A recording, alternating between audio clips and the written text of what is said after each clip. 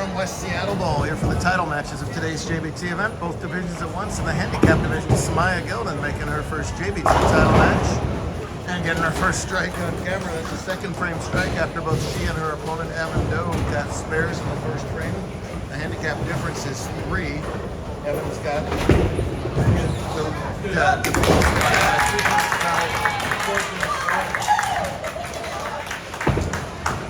12-year-old with the Powerball ball lets it fly. He comes up high in his second frame and we're out.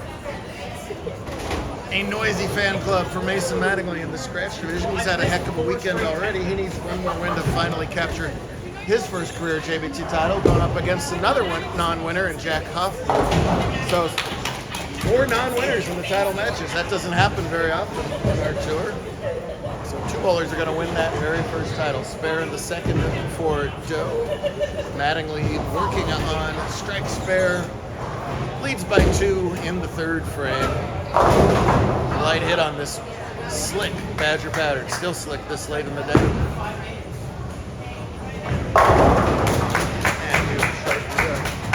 Second straight day that a handicap finalist chose to wear the same shirt that I'm wearing, totally randomly. Didn't work so, thank you, exactly. Didn't work so well for Garrett Wells yesterday as he had the runner-up finish. So far, so good for Evan.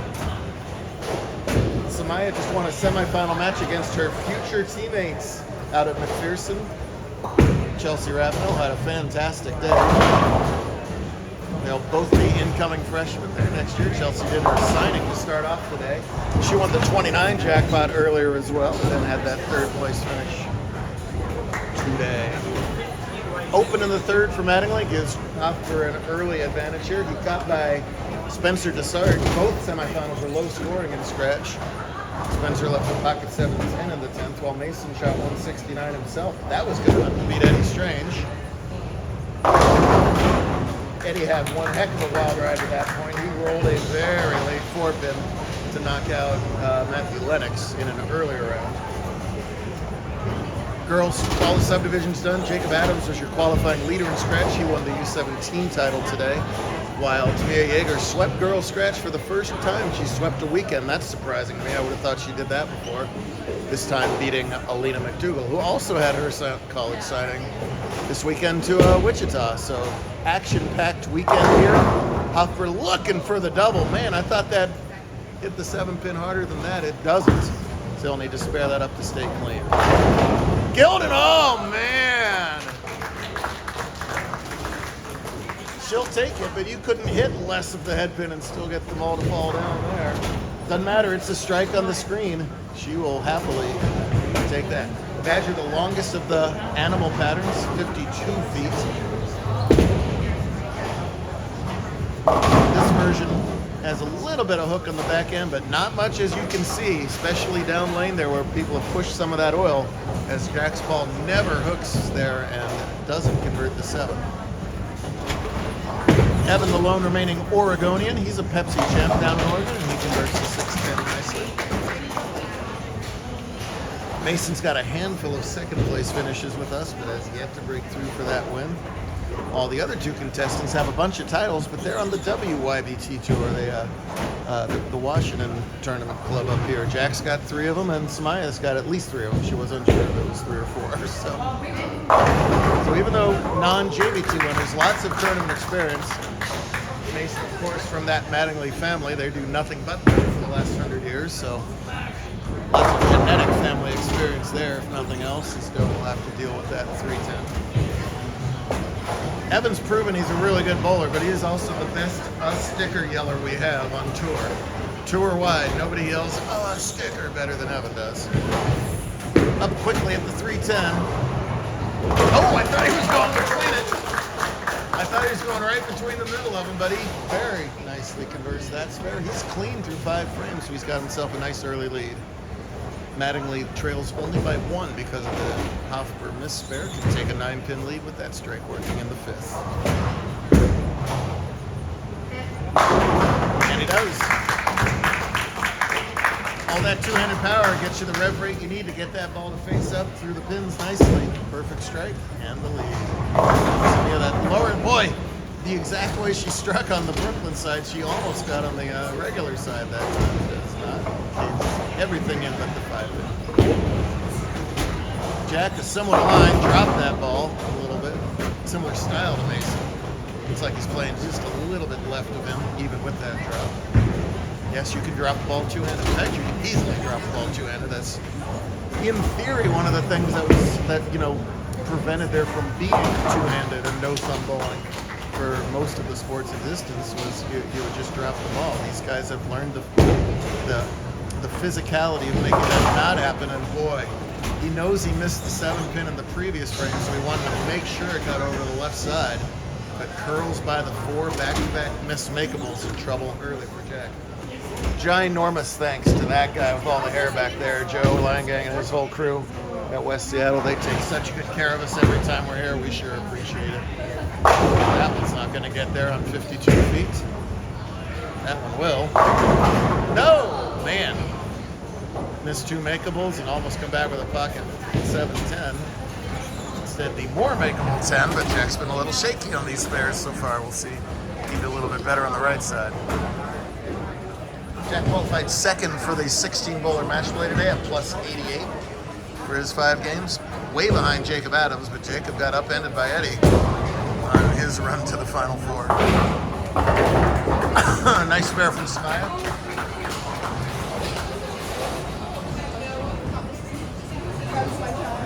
Evan is fearless. He's, in that age where they don't take much time. He knows the general idea. He's just going to go up there and truck it down there. And really, because he's smaller, he can't generate quite the ball speed of the bigger guys. That helps on a pattern like this. It helps him read on the back end. And he's getting maybe more hook than anybody out of the 4 remaining finalists. Jack has been mashing that phone all day long. He's just pounded the thumbs on that phone screen there. Now he'll have a funky left side spare to deal with, and that 4-pin won't get over there for Evan, even with that extra hook. So a little bit sloppy out of some of the players here. Title match pressure is a little bit different. This historic bowling center, been there since the 50s in fantastic shape.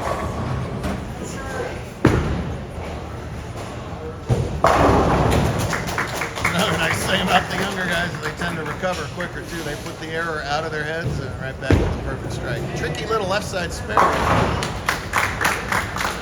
Avoids the chop and slide by opportunities and leads by 17 as a result. Samaya's got a stacked resume. She's been the WIAA high school athlete of the week a couple times. Mentioned those YBT titles up to McPherson. I always ask the bowlers what they'd be doing if they weren't bowling right now. And one of the common answers I get is video games, and she would like the world to know she's a giant Dave the Diver fan. I don't know what Dave the Diver is, but I bet you guys listening to this might know what Dave the Diver is. She says she can't get enough of it. Oh! So when your ball's not reading, it's you're making those adjustments to make sure it reads. But on this particular version of Badger, it's not just the 60 feet of push. The ball will hook it if you grab it a little bit or miss left enough. And it's that fine line between the grabby miss left and then the ball just skating right into the 6-pin, which it can also do in Badger. It's a beautiful double from Gilden there in the 7th and 8th. Hopper trying to find that look, but he's going to have to deal with his friends over in the 4-7 zone again. Evan again having to win by 3. Cannot match Samaya's double. They were tied on the board up to that, so Evan falls behind by not doubling there in the 8th and has that very tricky 3-9 to shoot out. Jack finally gets it narrowed in on that 4-7 zone. He's got it. Spares were hard to come by for both Jack and Spencer in the last match. They combined for 1 spare in a 189 to 169 victory, so obviously plenty of strikes for Jack. At his 4th spare of this title match, however. Might need more than that, though. He trails by 20. Evan was unable to convert to 3-9, falls behind a lot in that match. I don't think even his ball, boy, I'm surprised he even got back to the head pin. But out of gas by the time it got there, and they'll use the old half loaf. What's still called a half loaf? The bucket and fries. Yeah, that's still around. You never heard that one? Bucket. That and a 10-pin is bucket fries and a Coke. You never heard that one? No? Oh no, another corner pin miss. Man in motion, yeah. Well, hopefully Jax has texted someone who can help him on these spares. That's going to be his downfall if he doesn't win this match. Someday I'm going to run this entire tournament by phone, because that's how the kids communicate. Samia's going to be a little light. Oh, but tickles him up again. Boy, she's had that hit working for her really well, and that's a huge triple. In command of the match now. Mason working on a strike.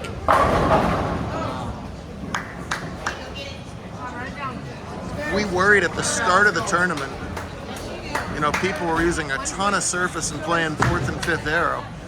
The eventual question would be, where do you go from there? When the front starts to peel off and the oil gets carried back, you get early hook and late skid, and that's not ideal, and that seems to be what's developing. As again, you hit that out of bounds to the right, nothing hooks there, certainly not the spare ball. He gives a makeable back, and now it's a 19-pin lead, both on opens with 2 frames to go. Gildan looking to wrap it up. She will. She will add a JBT title to her already impressive resume.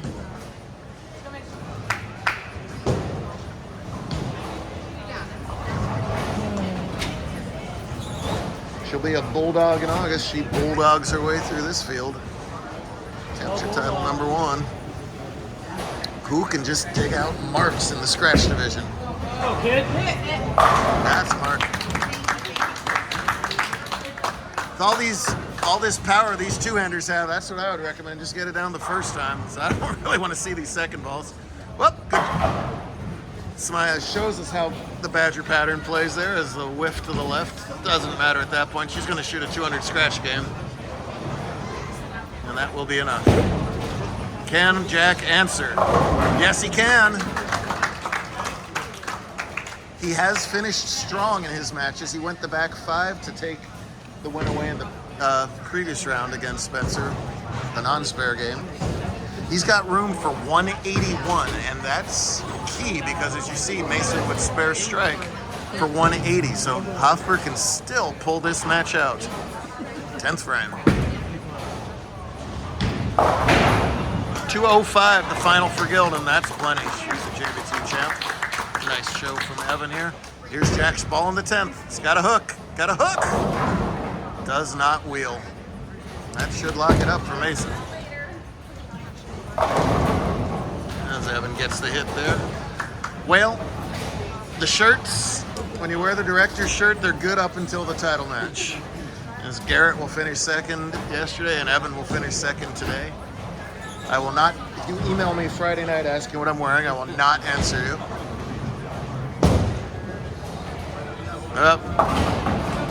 Start each tournament with make your spares. A little rocky there in that title match this time, but hey, runner-up finish. By far his best JBT performance. No shame in that. I'm telling you, I'm going to text Jack his plaque.